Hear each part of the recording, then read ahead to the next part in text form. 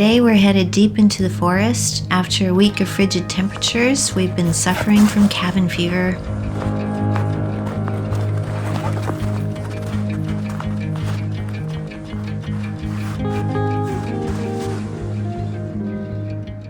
The extreme cold paired with the fresh snow has created a beautiful winter landscape.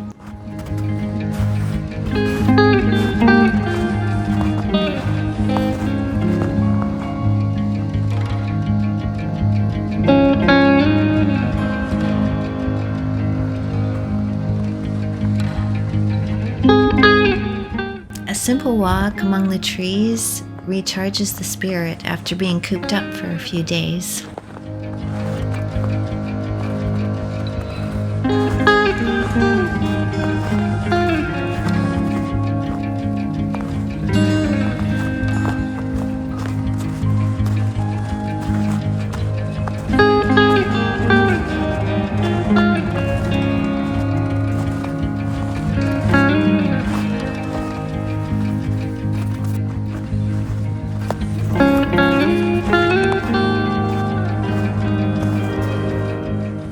I'm surprised to find this creek unfrozen in the middle of winter. I think it must be spring fed.